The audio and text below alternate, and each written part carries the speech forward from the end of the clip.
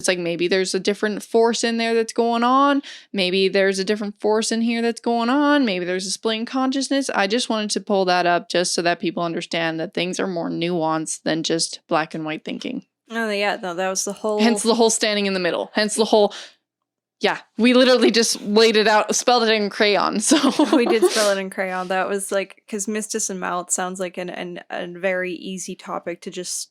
Everybody knows about Mistis and malinformation. But when you actually look into the nature of where they are and what they come from, the point of it, even that topic, it's not that simple. It's not... Mistis and Mal is not that simple because, again, disinformation... information intended to cause harm, well, or to manipulate others, which can cause harm, that's the left hemisphere. And the left hemisphere has been around as long as people have been around. So unless you're going to get rid of the brain, you're never going to get rid of it. Same with mis and malinformation. So understanding that things are not that simple. We just did a Star Wars recap as a family, and they talked about only a Sith works in absolutes, which is an absolute in and of itself, which is hilarious. But understanding that you can't look at most things dichotomously. It is not that simple. You gotta again, assume, it sounds funny, but make the assumption that you're missing something, and that something's partly wrong, and that you have to do more work.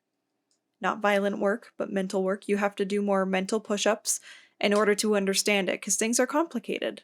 Life is complicated. And so are people.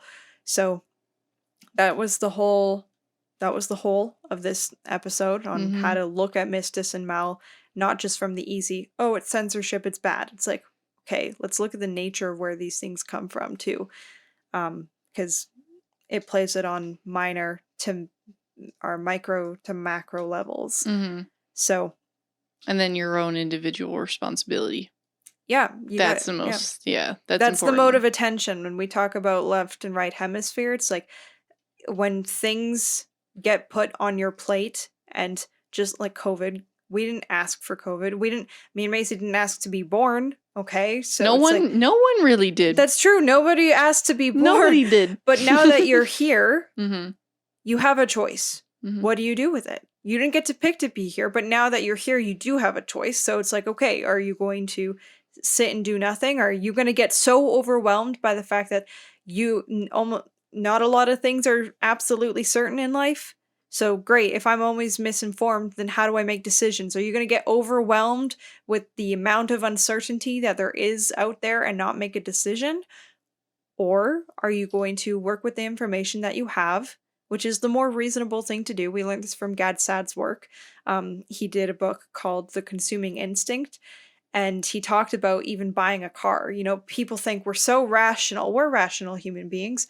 He's like, the rational thing to do when buying a car is to look at every single car possible in order to get the cheapest, the most efficient, every world market, everybody. You'd look at every world market, but what do? We work with the options that we have near us. That's what we do, because that's reasonable. We're not rational beings in nature. We're reasonable. We work with what we got. So take the information that goes on your plate and make the assumption that there's probably more information.